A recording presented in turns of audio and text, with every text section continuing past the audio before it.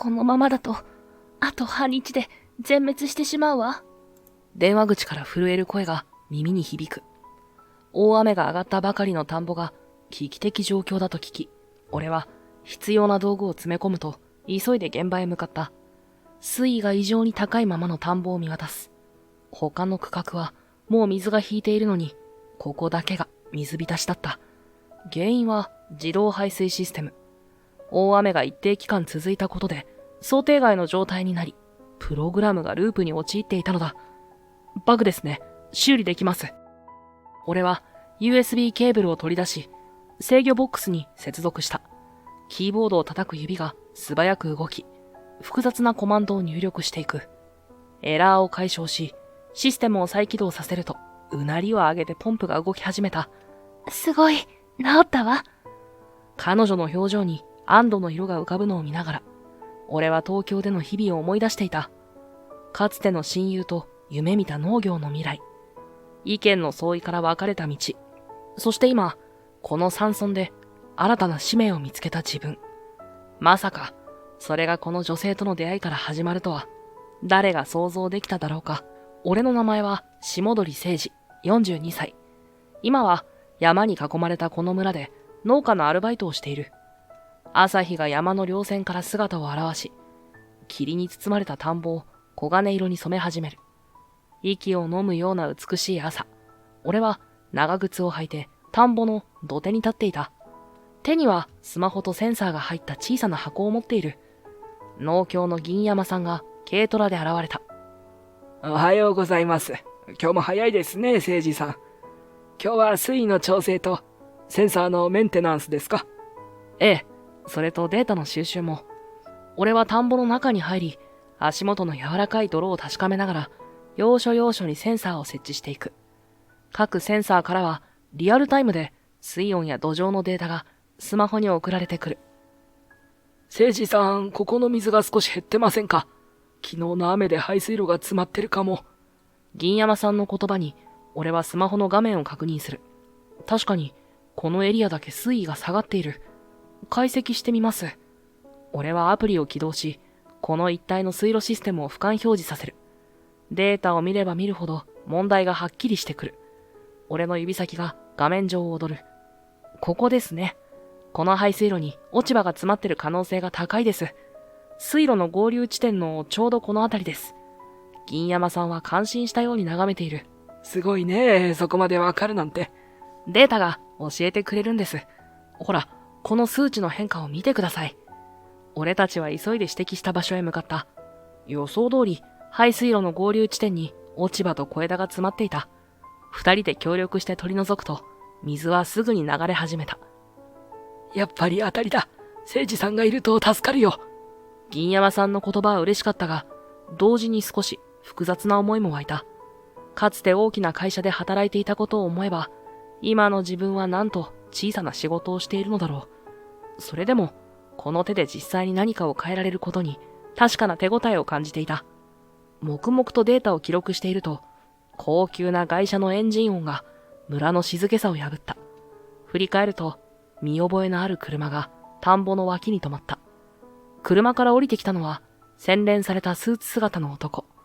桜農業テックの社長、佐伯陽だった。おや、誠司、相変わらず泥まみれか？陽の声には嘲笑が混じっている。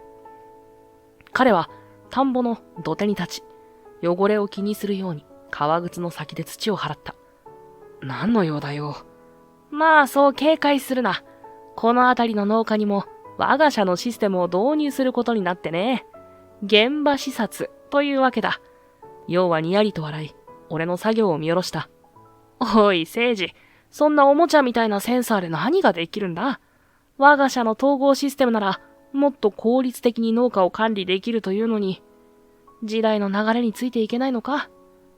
効率だけが全てじゃない。お前が大規模に農家を飲み込む前に、個々の農家が自立できる技術を広めたいんだ。俺は陽の言葉を遮っていった。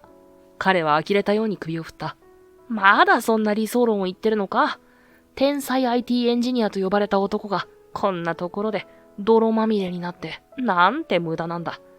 お前こそまだ分かっていないようだな。俺はスマホを懐にしまい、陽に向き合った。目の前の男は、かつて同じ夢を追いかけた友人だった。それなのに今では、まるで別の人間のようだ。村の農家にとって本当に必要なのは、彼らの自由を奪う統合システムじゃない。自分たちの手で作物を育て、その喜びを感じられる技術だ。感傷的なことを言っている場合か？このままじゃ、日本の農業は衰退する一方だぞ。だからといって、すべてを会社に握らせるべきじゃない。相変わらず頑固だな、お前は。だから CTO の座を追われたんだ。俺は追われたんじゃない。自分で降りたんだ。陽の表情が硬くなった。緊張が空気を満たす。陽は肩をすくめた。いずれわかるさ、聖司。この村の農家たちも最終的には我が社のシステムを選ぶことになる。時代の流れは止められないんだ。そう言い捨て、陽は車に乗り込んだ。高級車のエンジン音が再び静かな田園を切り裂き、灰色の煙と共に去っていく。俺はため息をついた。かつての親友との再会はいつも後味の悪いものになる。しかし、俺には俺の信念がある。その信念を曲げるつもりはなかった。聖司さん大丈夫？銀山さんが心配そうに声をかけてきた。ええ、問題ありません。続けましょうか。俺は再びセンサーを手に取り、作業に戻った。しかし、頭の中では10年前のことが思い出されていた。俺と陽は大学の同級生で、卒業してお互いに働き始めてからも親友として過ごしていた。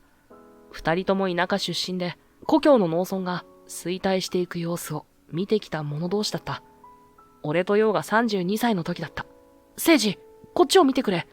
陽がノートパソコンの画面を俺に向けた。彼のアパートのリビングテーブルには、空のコーヒーカップとピザの空き箱が散らばっていた。徹夜で作業した痕跡だ。これが俺たちの会社のビジョンだ。どう思う？画面には、さくら農業テックというロゴと、テクノロジーで未来を耕すというキャッチフレーズが踊っていた。いいじゃないか。俺はパソコンを引き寄せ、事業計画を読み進めた。そこには、IT の力で日本の農業を救うという壮大な構想が記されていた。このまま日本の農業が衰退していくのを黙って見ているわけにはいかないよな。陽の目は輝いていた。彼は窓の外を見ながら続けた。俺たちの故郷だって同じだ。田んぼがどんどん減って若者は出ていくばかり。でもテクノロジーを使えば変えられる。農家を守れる。確かにな。俺も同感だった。俺の IT エンジニアとしての腕を活かせば農業に革命を起こせるかもしれない。聖司、お前が CTO になってくれ。俺が CEO をやる。俺は田んぼをなくさないで守っていきたい。それはお前も同じだろ？一緒に農家の人たちが誇りを持って働ける未来を作ろう。お前の技術があれば、この会社は前に進める。陽は真剣な表情で俺の目を見つめた。俺はしっかりとうなずいた。ああ、やろう。テクノロジーで農業を変えるんだ。窓から差し込む夕日が部屋を赤く染める中、俺たちは固く握手を交わした。それから数ヶ月の間、俺たちは二人で投資家を回り、事業計画を練り上げ、ようやく会社設立にこぎつけた。オフィスは小さかったが、そこには大きな夢と熱意が満ちていた。オープニングパーティーの日、陽はシャンパングラスを掲げていった。これからは田んぼと向き合い、農家と向き合い、誰もが幸せになれる技術を生み出していこう。あ、約束だ。俺たちは再びグラスを合わせた。外では桜が風に揺れ、花びらが舞っていた。会社名にもなっている桜は希望の象徴のように思えた。俺たちが道を分かつことになったのは、桜農業テックの設立から7年が経った頃だった。小さなオフィスは拡大し、社員も増えていた。だが、会社の成長とともに、俺と陽の間に生まれた溝も深くなっていた。その日もいつものように、経営会議室で二人きりの議論になった。窓の外では雨が降り始めていた。聖司、大口の投資家が見つかったんだ。彼らは我々の構想を気に入ってくれた。大規模な農業経営システムを構築できる。ついに俺たちのビジョンが実現するんだ。陽は興奮した様子で資料を広げた。俺は眉を潜めた。大規模な農業経営システム。それが俺たちのビジョンだったか？もちろんだ。効率化だよ。スケールメリットを生かして日本の農業を救うんだ。待ってくれ。俺が考えていたのは、スマホや小さな機械で田んぼの状態を調べ、そのデータをみんなの農家で共有して一緒に収穫を良くする方法だ。農家の自立を助ける技術を広めることだ。要は苦笑した。それじゃあ小さすぎる。そんなやり方では衰退する日本の農業は救えない。でも、農家を飲み込んでしまうやり方は違うだろう。飲み込むんじゃない。統合するんだ。お金を集めて大きな工場や最新機械を一気に入れ、田んぼを会社がまとめて管理する。それが本当の意味での農業の未来だ。陽の声が強くなった。俺は立ち上がった。それは違う。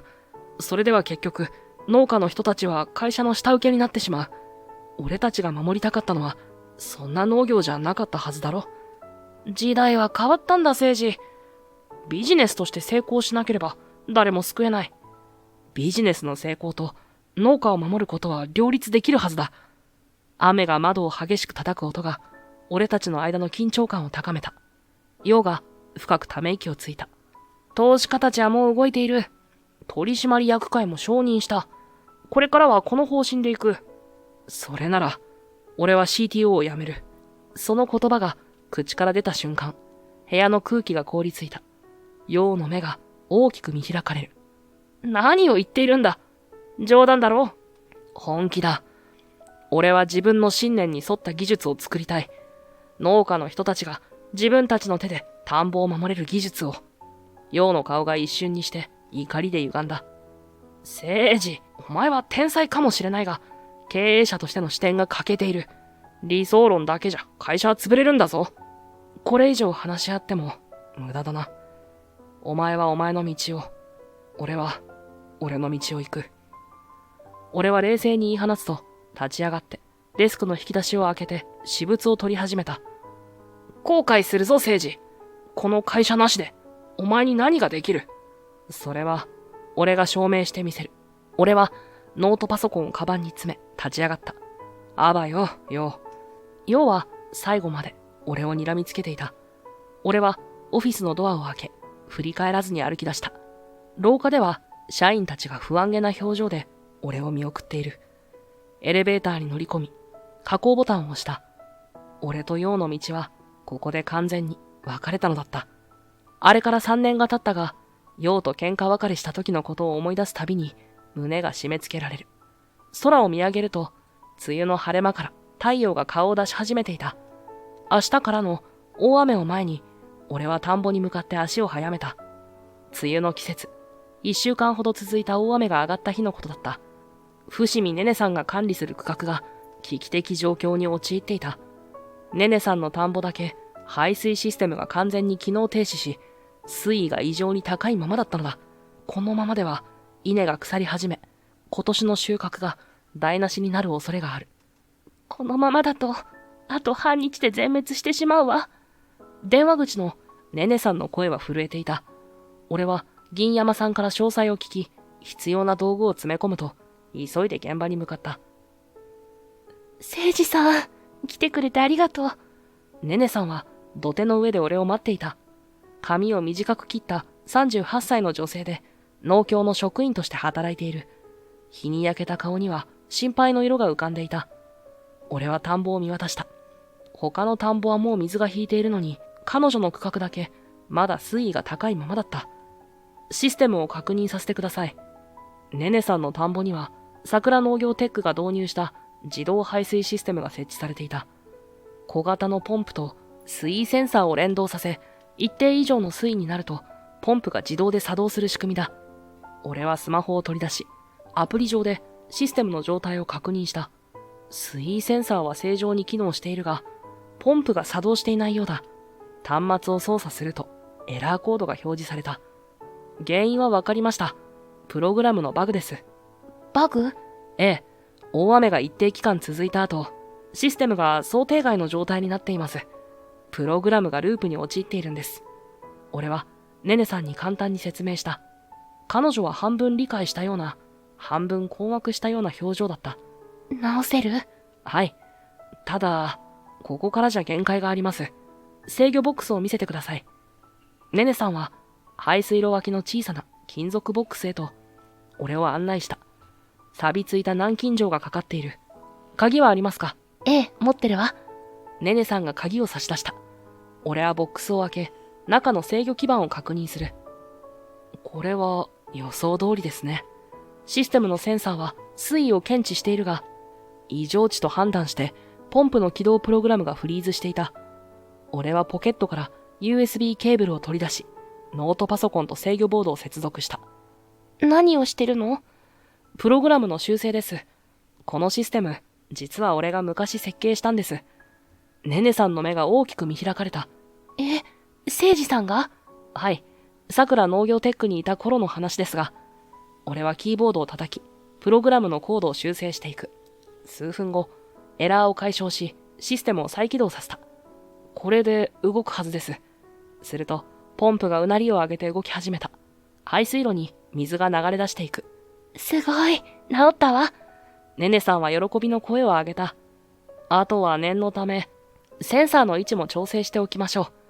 俺は田んぼに入り、センサーの位置を少し変更した。これで異常水位の検出精度が上がるはずだ。作業を終え、俺たちは田んぼの土手に立った。水位が徐々に下がっていくのが見える。太陽が西の山に近づき、黄金色の光が水面を染めていく。あなたみたいな人がいてくれてよかった。この村にはテクノロジーに詳しい人がいなくて、みんな困ってたの。いやいや、お役に立ててよかったです。もしよかったら、お礼をさせてほしいの。ネネさんは恥ずかしそうに髪をかき上げた。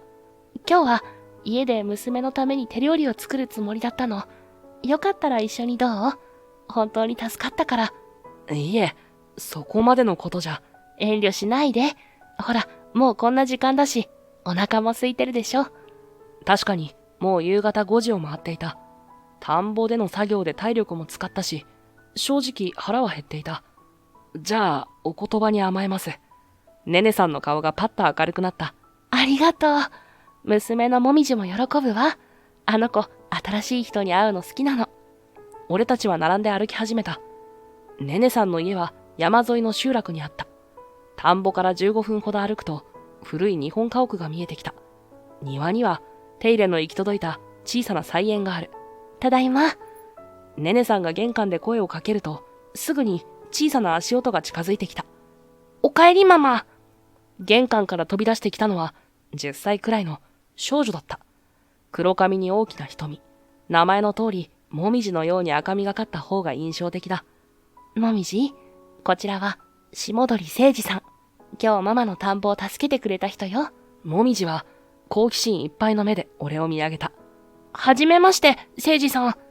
彼女は、礼儀正しくお辞儀をした。やあ、もみじちゃん、よろしく。誠二さんは今日、ご飯を一緒に食べてくれるのよ。ネネさんが言うと、もみじちゃんの顔がさらに明るくなった。やったお客さん久しぶり。誠二さん見て見て。今日の給食の絵を描いたの。彼女は躊躇なく俺の手を取り、家の中へと引っ張っていった。もみじ、失礼でしょ？ネネさんがたしなめたが、俺は構わないと手を振った。いいんですよ。見せてもらいます。家の中に入ると、質素ながらも温かみのある空間が広がっていた。壁には、もみじちゃんの描いた絵がいくつも飾られている。彼女は満面の笑みで一枚の絵を差し出した。絵には色とりどりの料理が描かれていた。これ、今日の給食。上手だね。これは何の料理？特別なご飯なの。私だけのご飯。その言葉に首をかしげていると、ネネさんが台所から声をかけた。誠二さん、お茶を入れますね。もみじ、お客さんを困らせないで。困ってませんよ。俺はもみじちゃんのそばに座り、彼女の絵を一つ一つ見ていった。話好きなもみじちゃんと会話しているうちに、台所から美味しそうな香りが漂ってきた。誠二さん、こっちのテーブルでどうぞ。ネネさんが料理を運びながら声をかけた。応接間の小さなテーブルには、すでに3人分の食器が並べられている。もみじちゃんは俺の隣に座りたがり、小さな体をくっつけてきた。もみじ、ちゃんと自分の席に座りなさい。ネネさんが優しく諭すと、もみじちゃんは少し残念そうにしながらも、自分の席に移動した。いただきます。3人で手を合わせ、夕食が始まった。テーブルには野菜たっぷりの煮物、焼き魚、そして味噌汁と漬物が並んでいる。早速、食べ始めるもみじちゃんに続けて、俺も目の前の料理に箸をつけた。おいしい。本当に腕がいいですね。ありがとう。田舎暮らしだと自炊が基本だから。ねねさんは照れくさそうに微笑んだ。もみじちゃんは嬉しそうに声を上げた。ママのご飯一番美味しいでしょ？学校の給食より全然美味しいよ。給食も頑張って食べてるのよね。ねねさんはもみじちゃんの頭を撫でた。俺はもみじちゃんの無邪気な笑顔に癒されていた。ねねさんは一瞬考え込むように俺を見つめ、そして決心したように話し始めた。せいじさん、お願いがあるの。来週の土曜日、もみじの誕生日なんだけど、小さな誕生日会を開くつもりで、よかったら参加してもらえない？もみじちゃんは、ねねさんの言葉を聞いて、期待に満ちた目で俺を見つめた。せいじさん、来てくれる？来てくれる？俺は迷わず答えた。喜んで参加させてもらいます。ほんと？ありがとう。ねねさんの顔が明るくなった。もみじちゃんは椅子から飛び降り、俺に抱きついてきた。わーい、せいじさんが来てくれる。もみじ、食事中だからちゃんと座りなさい。ねねさんは、娘を諭しながらも、嬉しそうだった。もみじちゃんはしぶしぶ席に戻り、でも、満面の笑みは消えなかった。何歳になるの？ 11歳。もう大人だよ。もみじちゃんは胸を張った。お誕生日会には、村の子たちも来るの。みんな仲良しなんだよね。ねねさんが優しく言うと、もみじちゃんは元気よくうなずいた。うん、みんな来てくれるって言ってた。そうなの。それは楽しみだね。俺が言うと、もみじちゃんはまた嬉しそうに笑った。食事が終わると、もみじちゃんは眠たそうにしていた。ねねさんは彼女を風呂に入れると言って、連れて行った。俺は一人、居間に残された。壁に飾られたもみじちゃんの絵をもう一度眺める。せいじさん、お待たせしました。ねねさんが戻ってきた。彼女は俺の隣に座り、ため息をついた。もみじ寝かしつけました。今日は楽しかったみたいで。元気のいい子ですね。ねねさんは微笑んだ。俺は壁に飾られたもみじちゃんの絵に目を向け、給食の絵を指さした。さっきもみじちゃんが言ってた特別なご飯って何なんですか？さっきの夕食ももみじちゃんだけ違うお米でしたよね。ねねさんの表情が一瞬曇った。彼女はゆっくりと息を吐き、覚悟を決めたように俺の方を向いた。もみじは先天性の代謝異常症なんです。通常のお米に含まれるタンパク質をうまく処理できないの。だから特別な低タンパク米を食べないといけなくて。でも味が良くなくて、もみじはそれでも我慢して食べてくれているけど。ねねさんの声は静かだが、その中に深い心配が滲んでいた。でも最近、ある研究で特殊な品種のお米なら彼女の体に合うかもしれないって聞いたの。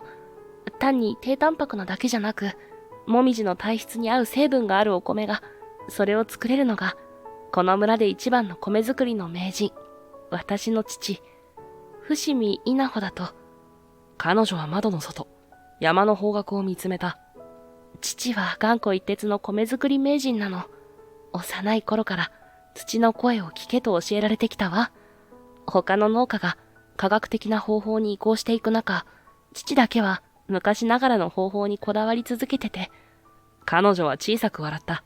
変わり者と呼ばれながらも、父のお米は特別だと認められているの。その技術で、もみじのためのお米を作れるかもしれない。それなら、お父さんに相談してみては。それが、父とはもう何年も口を聞いていないのよ。彼女は膝の上で両手を握りしめた。私が農業の手伝いをしようとすると、父はいつも怒るの。お前は足手まといだって。昔からそうだったわ。そんな、父に腹が立って、高校を卒業してすぐ私は都会に出た。そこでもみじの父と出会い、結婚して、でも結局、夫とは別れて、もみじを連れてこの村に戻ってきた。それで農協で働き始めて、やっぱり農業がしたいと思った。彼女は俺をまっすぐ見つめた。その目には決意が輝いていた。もみじを守りたい。特別なお米を作って、あの子の体に合ったものを食べさせてあげたい。その気持ちはもちろん大きいけど、それだけじゃない。私はこの村が好きなの。でも、この村はどんどん若い人が出ていって、農家も減っている。だから、活気を取り戻したいの。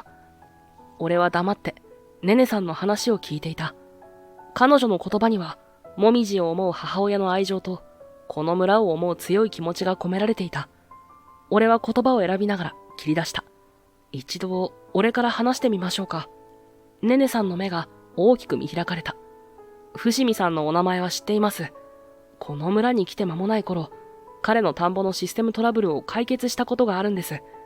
うまく説得できるかどうかはわかりませんが、明日にでも伏見さんのところに行ってみます。ネネさんの顔に喜びが広がった。彼女は深々と頭を下げた。ありがとう、誠司さん。その声は感謝の気持ちで震えていた。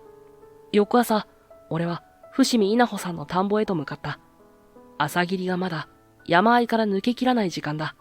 田んぼは村の北側、山のふもとに広がっていた。遠くから見ると、一人の老人が田んぼの中に立っている。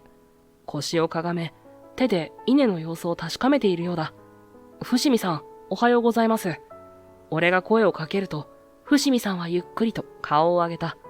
70歳とは思えない鋭い目が俺を捉える。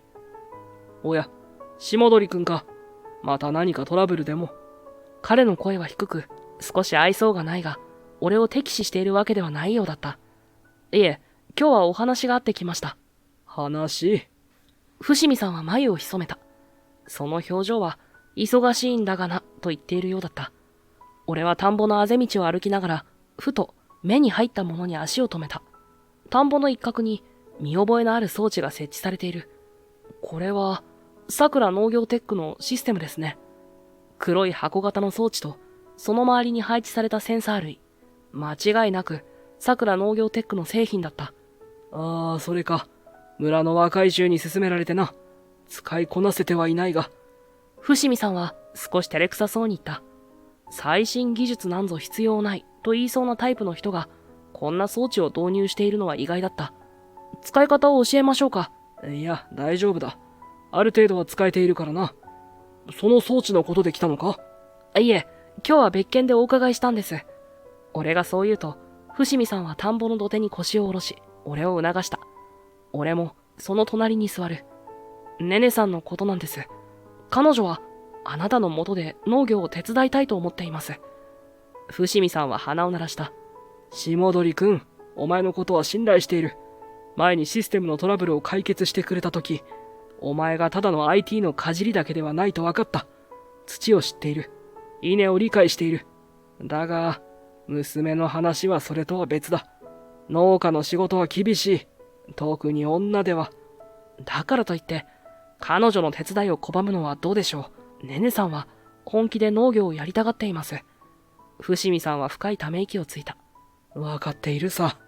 あいつがどれだけ農業を好きか、この村を愛しているか。伏見さんは自分の大きな手のひらを見つめた。そこにはたくさんのシワと農作業の跡が刻まれている。本当のことを言うとな、下鳥くん、あいつが手伝いに来てくれるなら嬉しい。その言葉に俺は少し驚いた。じゃあなぜ？ネネの幸せを思ってのことだ。私はな、朝から晩まで田んぼと向き合ってきた。冬は冷たい風に吹かれ、夏は灼熱の太陽の下で、天候、病害虫、市場価格の暴落、何度も何度も打ちのめされた。それでも続けてきたのは、他に道がなかったからだ。伏見さんは俺をまっすぐ見た。ネネにはそんな苦労をさせたくなかった。ネネは私と違って頭が良かった。農業以外の選択肢がある子だったんだ。だから都会に出て別の幸せを見つけて欲しかった。でも、彼女は戻ってきた。ああ、頑固な娘だよ。伏見さんは立ち上がり、田んぼの方へ一歩踏み出した。あいつはまだ若いんだ。可能性がある。自分が幸せになることだけ考えていればいい。伏見さんの言葉には強い意志が込められていた。俺は覚悟を決めていった。伏見さん、お孫さんのことをご存知ですか？もみじちゃんのことを。伏見さんの目が俺をじっと見つめた。もみじ、もちろん知っとる。ただ、会うことはほとんどない。もみじちゃんは特別な病気を持っています。先天性の代謝異常症です。伏見さんの表情が変わった。驚きと戸惑いが混じり合っている。何？通常のお米に含まれるタンパク質をうまく処理できないんです。だから、特別な低タンパク米を食べないといけません。伏見さんは立ち尽くしたまま言葉を失っていた。そんな、体だったのか。その声は震えていた。でも、ねねさんによると、ある特殊な品種のお米なら、彼女の体に合うかもしれないと聞いたそうです。その特殊なお米を作れるのが、あなたなんです。私だと？伏見さんの目に光が宿った。ええ。だからねねさんは、あなたの力を借りたいんです。あなたの技術で、もみじちゃんを助けたい。伏見さんは土手に腰を下ろした。その顔には、今まで見たことのない弱々しさがあった。知らなかった。全く知らなかった。孫が苦しんでいるというのに、私は。その言葉は、自分自身に向けられているようだった。俺は、その隣に座り、静かに言った。伏見さん、ねねさんとちゃんと話し合ってみてはどうですか？話し合いか。そうだな。話し合いが足りなかったんだ。あの子は昔から自分の気持ちを言わない。私もそうだった。だから、すれ違ってしまった。伏見さんは遠くを見つめた。今からでも遅くはないと思います。来週の土曜日、もみじちゃんの誕生日会があります。伏見さん、ぜひ来てください。ねねさんと話し合う機会にもなります。それに、もみじちゃんもおじいちゃんに会いたがっています。伏見さんの目に涙が浮かんだ。もみじは何歳になるんだ？11歳です。そうか。もう11か。伏見さんは無意識に手のひらで目頭を押さえた。長い沈黙の後、彼はゆっくりとうなずいた。わかった。行ってみる。しかし何を話せばいいのか。もう何年も口を聞いていないのに。素直な気持ちを伝えればいいと思います。お互いに。伏見さんは俺を見て深いため息をついた。下鳥くん、君は不思議な男だな。この村に来て間もないのに、こんな家族の問題に首を突っ込んで。いえ、俺も。言いかけて、俺は気づいた。ねねさんと伏見さんのすれ違いを見ていると、かつて陽との間に起きたことを思い出す。俺も彼ともっと話し合っていれば、違う道があったのかもしれない。伏見さんはゆっくりと立ち上がった。土曜日の何時だ？午後2時からです。わかった。その言葉は長い間閉ざされていた扉が少しだけ開いた音のように聞こえた。土曜日の午後、もみじちゃんの誕生日会が始まった。ねねさんの家の庭にはカラフルな風船や紙の飾りが取り付けられ、小さなテーブルが並べられていた。村の子供たちが数人集まり、もみじちゃんを囲んで賑やかに過ごしている。俺は準備を手伝いながら、時折玄関の方を見合っていた。伏見さんが本当に来るのか、まだ不安だった。誠司さん、ありがとう。ねねさんが飲み物のトレイを持って近づいてきた。彼女の表情は明るいが、目の奥には緊張が見え隠れしていた。父は来るかしら？来ると思いますよ。俺は自信を持って答えたが、内心では不安だった。あの頑固な伏見さんが本当に現れるだろうか。午後2時半を回った時、庭の入り口に人影が現れた。伏見さんだった。彼は普段着ている作業着ではなく、古いながらもきちんとしたシャツを着ていた。手には小さな包みを持っている。庭が一瞬静まり返った。おじいちゃん、来てくれたんだ。嬉しい。もみじちゃんが真っ先に気づき駆け寄った。伏見さんは戸惑ったように立ち尽くしていたが、ゆっくりとかがみ込み、もみじちゃんの高さまで腰を下げた。もみじ、誕生日おめでとう。その声は普段の厳しさが消え、柔らかく震えていた。もみじちゃんは躊躇なく伏見さんに抱きついた。伏見さんは一瞬固まったが、ゆっくりと小さな孫を抱きしめ返した。これ、プレゼント。伏見さんは小さな包みを差し出した。もみじちゃんは目を輝かせて受け取った。ありがとう。開けていい？伏見さんがうなずくと、もみじちゃんは急いで包みを開けた。中には木で作られた小さな田んぼの模型と稲穂の形をしたかんざしがあった。ああ、綺麗。もみじちゃんは喜びの声を上げた。伏見さんは照れくさそうに頭をかきながら言った。自分で作ったんだ。下手だが。すごい。おじいちゃんの手作りなの？その時、ネネさんが近づいてきた。庭に広がる緊張感に子供たちが静かになる。お父さん、来てくれたのね。伏見さんはゆっくりと立ち上がり、ネネさんと向き合った。ああ。ぎこちない沈黙が流れる。俺は少し離れた場所から二人の様子を見守っていた。もみじちゃん、みんなでケーキを食べよう。ネネさんと伏見さんが話せる空間を作るため、俺はもみじちゃんの手を取り、子供たちを離れた場所に集めた。彼らは喜んでテーブルに集まった。庭の隅に移動した親子はしばらく言葉を交わさなかった。やがて伏見さんが口を開いた。もみじの病気のこと知らなかった。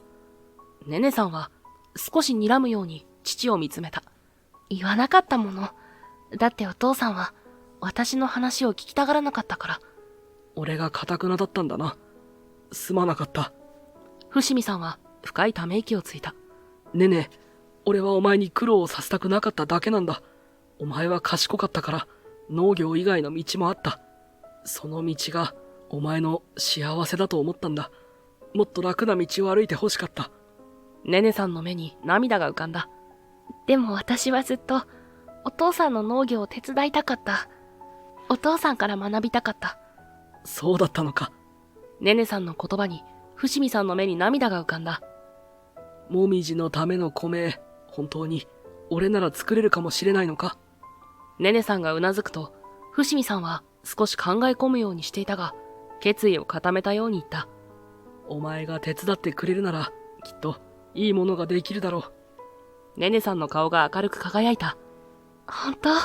私を受け入れてくれるの？ああ、今まで俺が頑固だった。すまなかった。二人の間に長年積み重なっていた壁が崩れていくのが感じられた。おじいちゃん、ママ、ケーキ切るよ。もみじちゃんの声に二人は我に返ったように微笑んだ。行こうか。伏見さんが言うとネネさんはうなずいた。二人は肩を並べてテーブルに向かった。小さな誕生日会は家族の絆が新たに結ばれた瞬間を祝うかのように明るく賑やかに続いていった。誕生日会の翌日、朝霧が山あいから抜けきらない早朝から伏見さんの田んぼでは新たな風景が広がっていた。ネネさんが父の隣で腰をかがめて稲の状態を確認している。こっちの土壌は少し粘土質が強いな。窒素の含有量も気になるところだ。伏見さんが言うと、ネネさんは真剣な表情でうなずいた。そうね。それなら低タンパク型の品種を育てるのに適しているかもしれない。親子の会話に俺も加わった。おはようございます。早いですね、お二人とも。伏見さんは軽くうなずき、ネネさんは明るく笑顔で答えた。誠司さん、来てくれたんですね。ありがとう。もみじちゃんのためです。協力させてください。伏見さんは腰を伸ばし、俺を見つめた。下鳥くん、君の IT 技術と私の伝統的な農法を組み合わせれば、何か新しいものが生まれるかもしれないな。ええ、俺もそう考えて、もみじちゃんの病気に効く米についての研究データをいくつか集めました。俺はノートパソコンを開き、画面に表示された情報を二人に見せた。代謝異常症の場合、タンパク質の量を減らすだけでなく、特定のアミノ酸組成が重要になります。伏見さんが言っていた土の声を聞くという考え方は、実は科学的にも理にかなっているんです。ほう、なるほどな。伏見さんは興味深そうに画面を覗き込んだ。俺たちは田んぼの土手に腰を下ろし、これからの計画を話し合った。それから俺たちの共同作業が始まった。伏見さんはネネさんに昔ながらの米作りの技術を教え、ネネさんはそれを吸収しながら自分なりの視点も加えていく。俺はセンサーとデータ分析で土壌のコンディションを細かく測定し、最適な環境を探った。このデータから見ると、この区画の方が水分保持率が高いよね。ネネさんが指摘すると、伏見さんがうなずいた。そうだな。昔からあの場所の稲は色艶がいい。ねね覚えているか？お前は小さい頃、あそこで遊んでいたろう。覚えてるわ。お父さんが美味しいお米はここから生まれるんだよって教えてくれたもの。親子の間に流れる自然な会話に、俺は心が温かくなるのを感じた。伏見さんは自分が大切に保管していた様々な品種の米の種を取り出した。代々受け継がれてきた貴重なものだ。その中には、現代ではほとんど栽培されていない古代米の品種もあった。これは私の父から受け継いだものだ。低タンパクで独特の栄養素を持っている。もみじの体質に合うかもしれん。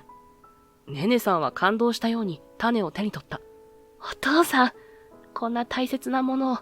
孫のためだ。使わなくてどうする。伏見さんの言葉に、ネネさんの目に涙が浮かんだ。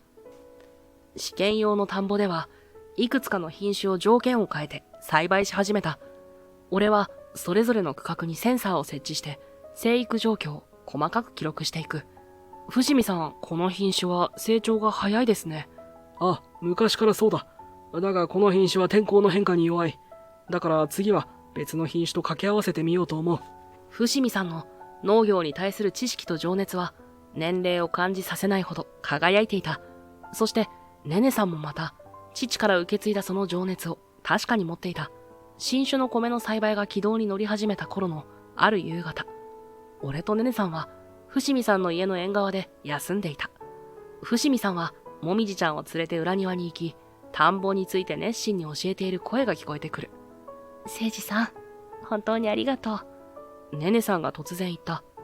夕日に照らされた彼女の横顔は穏やかな笑みを浮かべていた。あなたがいなければ、私と父は今でも口も聞かないままだったでしょうね。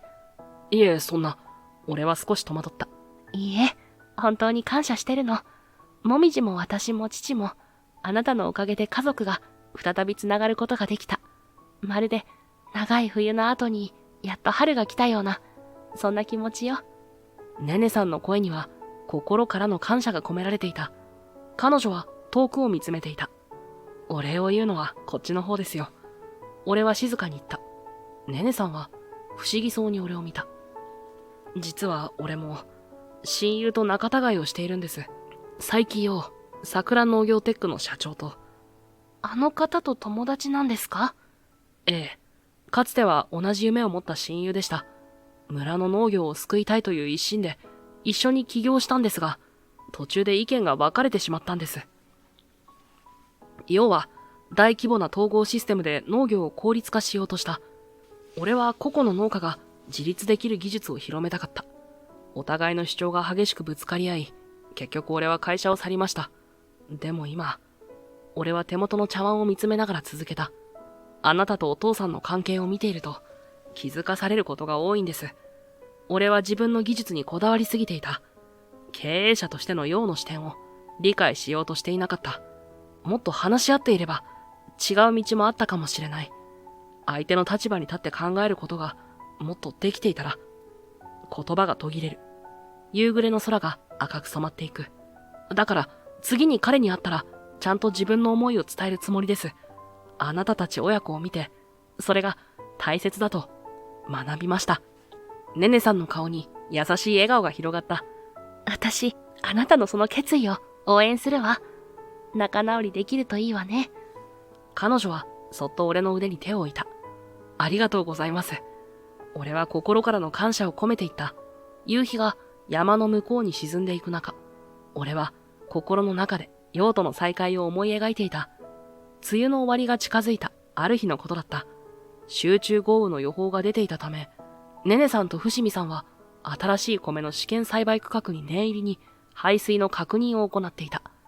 その貴重な試験用の田んぼでは、もみじちゃんの体質に合わせた特殊な米が育ち始めていた。お父さん、排水路の様子はどう？ネネさんが土手から声をかけた。髪を短く束ね、長靴を履いた彼女の姿はすっかり農家の娘に戻っていた。大丈夫だ。この程度の雨なら問題ない。伏見さんは自信ありげに答えた。その時、俺のスマホが鳴った。銀山さんからの電話だった。下鳥さん、大変です。桜農業テックの統合管理システムが突然エラーを起こし始めました。システムが突然異常な動作を始めたんです。水門の制御が完全に狂っています。上流の水門が全開になったり閉じたりを繰り返していて、水量が制御できません。俺は即座に管理システムの状態を確認した。エラーコードを見て、俺はその深刻さを理解した。これは単純な障害ではない。最新の統合ファームウェアのバグだ。洋の会社が最近リリースした更新プログラムに問題があったのだろう。これは最新アップデートのバグです。すぐに管理所に向かいます。俺は電話を切り、二人に状況を説明した。伏見さん、ネネさん大変です。システムが暴走しています。水門が制御不能になっています。なんだと、最悪のタイミングだ。上流の水位がすでに警戒レベルを超えているのに。伏見さんの顔色が変わった。ネネさんが震える声で言った。このままだと、試験用の田んぼが、もみじの特殊な米がすべて。俺たちは同時に試験用の田んぼの方を見た。そこには、もみじちゃんの希望となる特殊な米が、まだ若い苗で育っていた。二人とも、ここで応急対応をお願いします。俺が、システムを何とかします。俺は懸命に言った。ネネさんと伏見さんはうなずき、すぐに土のうを積み始めた。俺は急いで中央管理所に駆け込んだ。そこでは銀山さんと数人の村人が混乱していた。大型モニターには次々とエラーメッセージが表示されている。銀山さん、状況は？さっきからどんどん悪化しています。技術者を呼びましたが、この豪雨では到着に何時間もかかると。俺はメインコンソールに向かった。モニターには技術者にしか理解できない複雑なエラーコードが表示されている。俺はスマホを取り出し、特殊なアプリを起動させた。これは俺が桜鉄工を辞めた後も、密かに研究開発していたもので、システムの深部まで診断できる独自のツールだった。俺はスマホをメインコンソールに接続し、診断を開始した。画面には通常のエンジニアには理解できない複雑なデータが流れる。見つけた。問題は水門制御のアルゴリズムだ。センサーからの異常値をフィルタリングできていない。俺は素早くキーボードを操作し、システムの緊急モードにアクセスした。これは通常のオペレーターには許可されていない特殊な権限だが、俺はシステム開発者として裏口を知っていた。緊急オーバーライドモードを起動します。俺の指がキーボードの上を踊る。複雑なコマンドを次々と入力していく。俺の額から汗が流れ落ちる。外では雨がさらに激しさを増していた。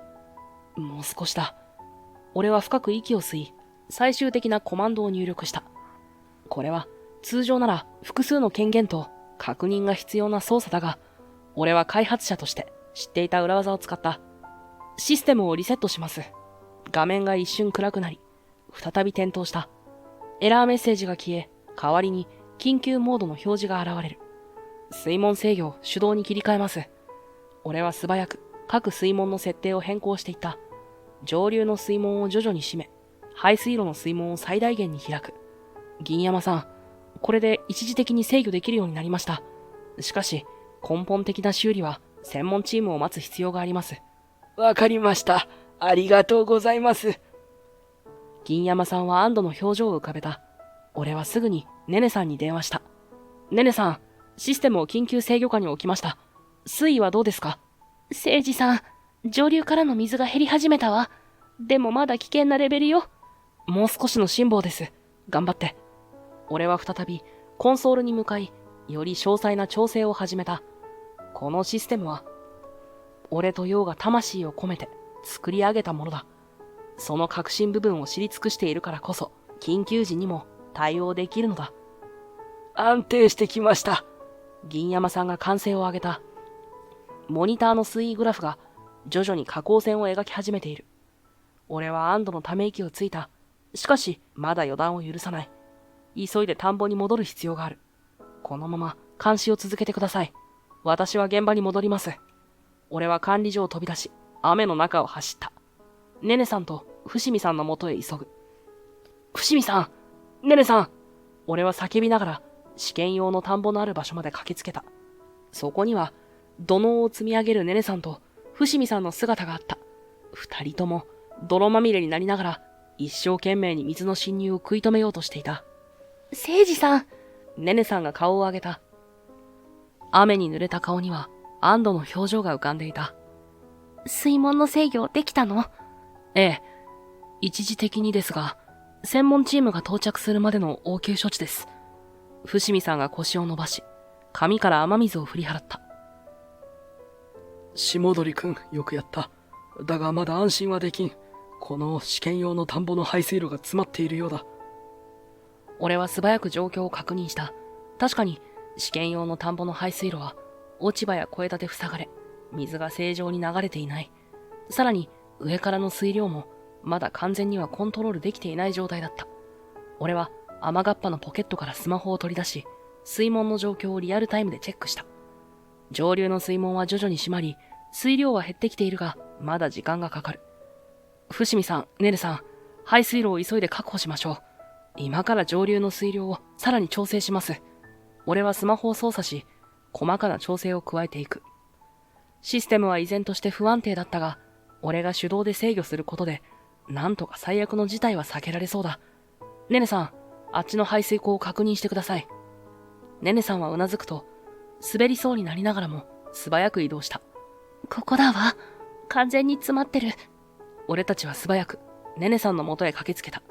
排水溝は土砂と小枝で完全に塞がれていた。手で取り除くしかない。伏見さんが腰をかがめようとしたが、その年齢では体に負担が大きすぎる。伏見さん、それは俺がやります。俺は迷わず、膝まで水に浸かり、排水溝の詰まりを取り除き始めた。冷たい水が体に染み渡る。泥が混ざった水の中、手探りで障害物を取り除いていく。歯を食いしばり、泥まみれになりながら作業を続けていたその時、詰まっていた土砂と小枝が一気に流れ始めた。やった！排水路に水が勢いよく流れ込み始めた。試験用の田んぼの水位が徐々に下がっていく。まだ雨は降り続いているが、上流からの水量も制御できてきている。これなら大丈夫そうだな。伏見さんが安堵のため息をついた。その表情には達成感が浮かんでいた。誠司さん、本当にありがとう。もしあなたがいなかったら。ネネさんの声が感情で震えた。いいえ、3人で協力したからこそです。俺は正直に答えた。テクノロジーだけでは解決できなかった。伏見さんの経験と土地勘、ネネさんの迅速な判断、そして俺の IT 知識、それぞれが噛み合って、この危機を乗り越えることができたのだ。雨は次第に小降りになり、空には薄明かりが差し込み始めていた。俺たちは泥だらけになりながらも、試験用の田んぼのあぜ道に腰を下ろした。下鳥くん、君の技術があったからこそ、うちの大事な田んぼが救われた。本当に感謝する。お父さんが正直に感謝するなんて珍しいわね。ネネさんが笑いながら言った。その表情には安堵と温かさが溢れていた。うるさいな。伏見さんは少し照れくさそうに言った。しかし、その目には確かな信頼の色が浮かんでいた。ネネさんが真剣な表情で俺を見つめた。誠司さん、今日のことは一生忘れないわ。あなたはもみじの希望を救ってくれた。私たち家族にとって、あなたはもう大切な仲間よ。その言葉に、俺の胸が熱くなった。ありがとうございます。俺はただ、そう言うしかなかった。雨上がりの空に虹がかかり始めていた。俺たちは濡れた体を引きずりながら、伏見さんの家に向かった。田んぼに落ちる雨音が静かな音楽のように心地よく響いていた。大雨が止んでから2日後、復旧作業に追われていた村に見覚えのある高級車が訪れた。車から降りてきたのは陽と桜農業テックの専門チームだった。俺はちょうど伏見さんの試験用の田んぼでセンサーの再調整を終えたところだった。ネネさんが声をかけてきた。誠司さん、桜農業テックの人たちが来てるわ。俺は立ち上がり、ネネさんと共に陽の元へ向かった。近づくと、陽は冷ややかな視線を俺に向けた後、技術者たちに指示を出した。早速診断を始めてくれ。特に水門制御系統を徹底的に調べろ。技術者たちが素早く動き始める中、銀山さんが小走りで近づいてきた。佐伯社長、来ていただきありがとうございます。先日はシステムのトラブルで大変でした。申し訳ありません。今回の件については、徹底的に原因を究明します。陽はビジネスマンらしく、丁寧に応対した。銀山さんは笑顔で答えた。お願いします。今回被害が最小限で済んだのは、誠司さんのおかげです。彼がシステムを緊急制御してくれなかったら、村の田んぼは全滅していたかもしれません。銀山さんの言葉に、陽が俺を見た。その目には複雑な感情が浮かんでいた。どうやって制御したんだ？我が社のシステムに不正アクセスしたとでも、陽の声がきつくなる。不正じゃない。開発者として知っていた緊急オーバーライドを使っただけだ。俺の答えに陽は冷笑した。ほう、開発者の権限か。随分と古い記憶を引っ張り出してきたものだな。非常事態だった。それとも、村中の田んぼが水没する方が良かったとでも。俺と陽の空気に緊張が高まる中、ネネさんが一歩前に出た。佐伯さん、誠司さんのおかげで村は救われたんです。それなのにどうしてそんな態度を取るんですか？ネネさんの声には怒りと不信が込められていた。陽は少し驚いたようにネネさんを見た。申し訳ありません。あなたは？伏見ネネです。この村の農協で働いています。誠司さんは私たちの田んぼも救ってくれました。特別な米の試験栽培をしている大切な田んぼなんです。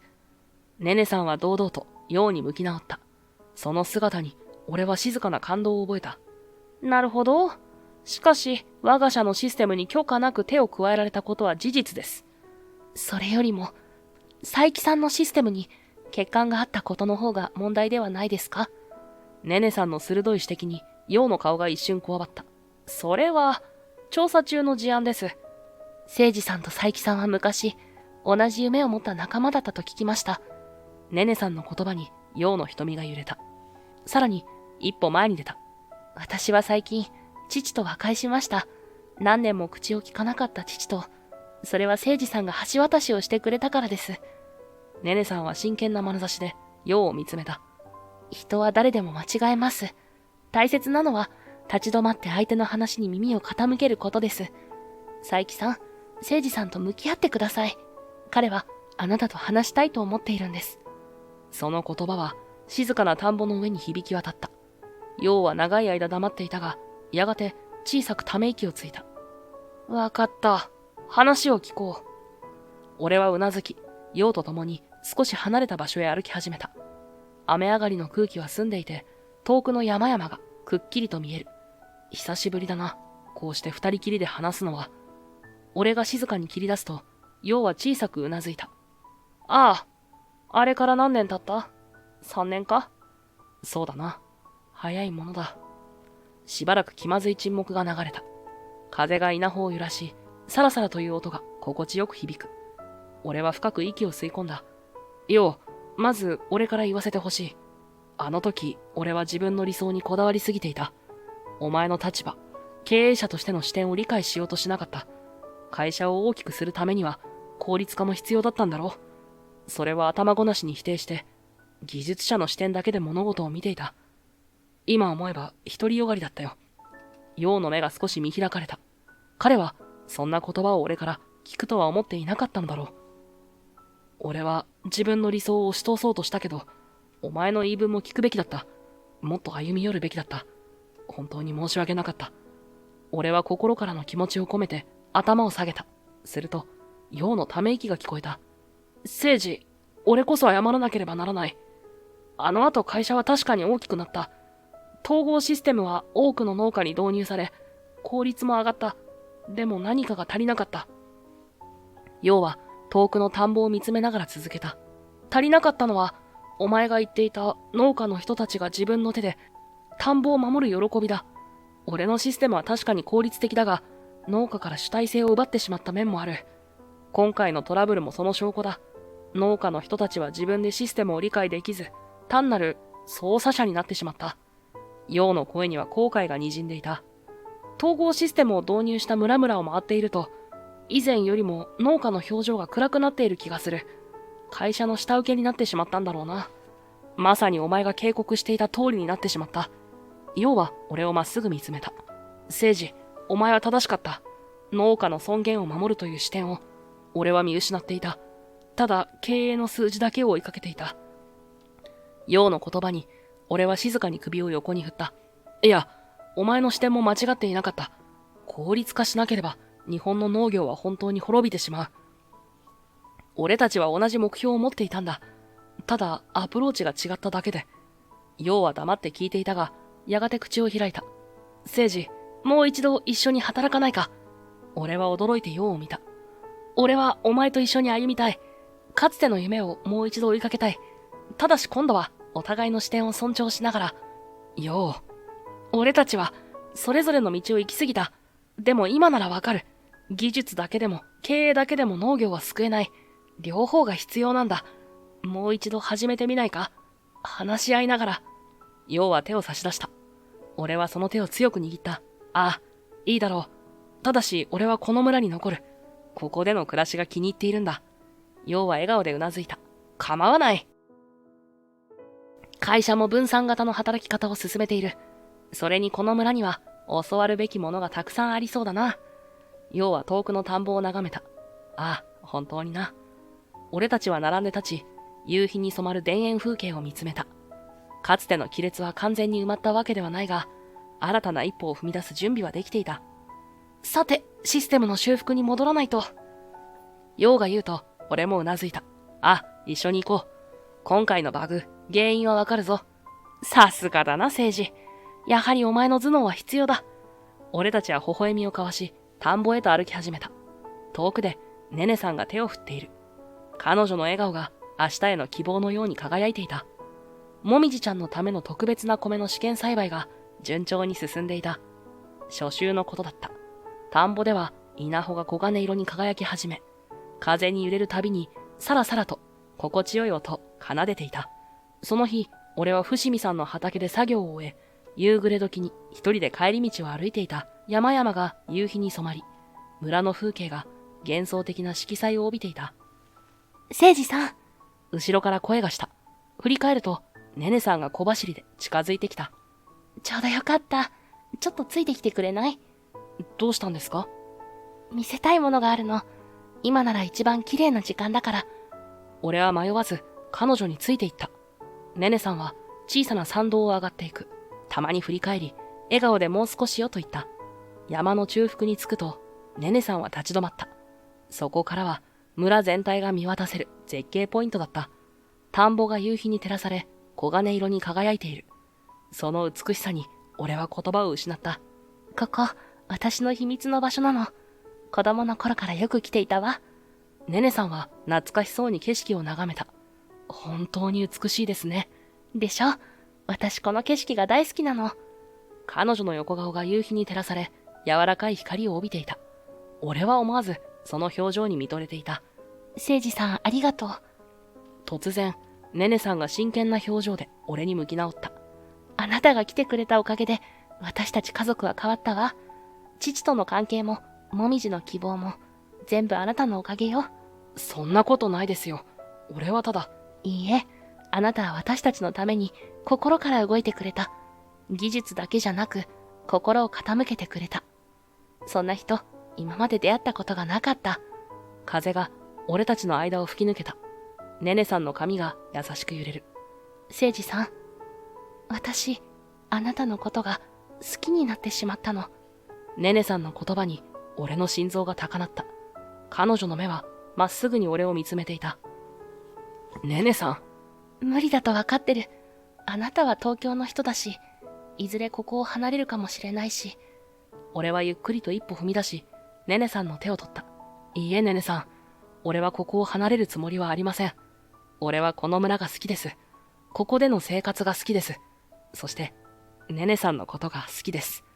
彼女の目が大きく見開かれた。本当？ええ。俺も初めて会った時からネネさんに惹かれていました。まっすぐな性格、家族への愛情、この村への思い、すべてが特別な輝きを持っていると感じました。でも自分から言い出す勇気がありませんでした。ネネさんにはもみじちゃんがいるし、伏見さんとの関係修復もあったし、余計なことで邪魔をしたくなかったんです。ネネさんの目に涙が浮かんだ。聖司さん、嬉しい。彼女はそっと俺の胸に頭を持たせかけた。そのぬくもりが心地よく伝わってくる。俺はネネさんの肩を優しく抱き寄せた。これからも、この村で一緒に過ごしていきたい。もみじちゃんのためのお米もきっと実る。俺たちの力で。ええ、きっとそうなるわ。ネネさんが顔を上げると、その瞳に夕日が映り込んでいた。俺はゆっくりと彼女の顔に手を添え、そっと唇を重ねた。優しい風が俺たちを包み込み、田んぼからは稲穂の揺れる音が聞こえてきた。まるで村全体が俺たちの思いを祝福しているかのように。帰りましょう。もみじが待ってるわ。ねねさんは俺の手を取り、ゆっくりと山道を下り始めた。指が自然に絡み合う。ねねさん、もみじちゃんには。心配しないで。あの子誠治さんのこと、すごく慕ってるわ。きっと喜ぶと思う。夕闇が迫る中、手をつないで歩く俺たちの前には、暖かな光に包まれた村の家々が見えてきた。これから始まる新しい日々への期待が、静かに胸を満たしていった。春になり、桜の花びらが舞う中、俺はねねさんと結婚した。家族となった俺たちは、新しい家に引っ越していた。稲穂さんの家の近くに建てられた、その家は、伝統的な日本家屋と現代の設備を融合させたものだった。リビングの窓からは、一面に広がる田んぼが見渡せる。誠治、もみじの検査結果が出たわ。ねねが書類を持って部屋に入ってきた。その顔は明るく輝いていた。どうだった？あの特殊米を摂取し始めてから、代謝以上の数値が大幅に良くなったわ。先生も驚いていたわ。奇跡の米だって言ってた。俺は安堵のため息をついた。あのお米は、もみじちゃんのためだけじゃなく、同じ症状で苦しむ多くの子供たちのためになるかもしれない。それが、俺たちの新しい目標になっていた。陽からも連絡があったよ。会社で、この特殊米の研究開発部門を立ち上げたいって。農家の自主性を尊重しながら広めていきたいって。ねねは嬉しそうに笑った。お父さんも乗り気だって言ってたわ。土の声を聞くことと、最新技術を融合させる試みに興味を持ったみたい。縁側では、もみじちゃんが稲穂さんと一緒に、育苗箱の手入れをしていた。以前は体調を崩しやすかったもみじちゃんだが、今では元気いっぱいに走り回るようになっていた。誠治がこの村に来てくれて本当によかった。ねねが優しく俺の肩に頭を乗せた。ああ、俺もこの村に来てよかったと思う。ここで本当の幸せを見つけることができた。俺たちの視線の先には、新たな挑戦を待つ田んぼが広がっていた。陽と協力して開発した新しいシステムが導入され、農家が主体性を持ちながらも、最新技術を活用できる環境が整いつつあった。ただいま、もみじが元気よく戻ってきた。その手には、小さな苗が植えられた鉢植えがあった。これ3人で育てようよ。私とママとパパで。いいね、もみじ。俺は微笑みながら答えた。ねねも嬉しそうにうなずく。何の苗なの？桜だよ。大きくなったらみんなで花見しようね。その無邪気な笑顔に、俺とねねは思わず笑みを交わした。これから先、何十年と続く家族の時間が、今まさに始まろうとしていた。窓の外では、稲穂さんが田んぼを見つめていた。その眼差しには、確かな満足感が浮かんでいる。土の声を聞くという古き知恵と、新しい技術の調和が、この村に新たな命を吹き込み始めていた。俺たち家族の物語はまだ始まったばかり。これからも試練はあるだろうが、共に歩んでいくことで乗り越えられる。そう確信していた。稲穂さんが振り返り、家の方へ歩いてくる。夕日に照らされた彼の姿がたくましく見えた。ねねさんが立ち上がる。さ、誠治、もみじ、夕飯にしましょう。わかった。行こう、もみじ。うん。俺たちは新しい家族の食卓へと向かった。窓の外では稲穂が風に揺れ、希望の音色を奏でていた。人は時として自分の信念に固執しすぎて、相手の立場を理解しようとしないことがある。かつての俺と陽がそうだった。同じ夢を持ちながらアプローチの違いから分かれてしまった。でも、伏見さん親子との出会いが真の理解には心を開いた対話が必要だということを俺に教えてくれた。ねねさんと稲穂さんはずっと互いの気持ちを話せなかった。だが、一歩踏み出し向き合うことで深い絆を取り戻せた。俺と陽も同じだった。長年の溝を埋めるのに必要だったのは、ただ相手の視点に立ち、耳を傾けることだけだった。人生で本当に大切なものを見つけるには、時に立ち止まり、心を開いて対話することが必要なのだ。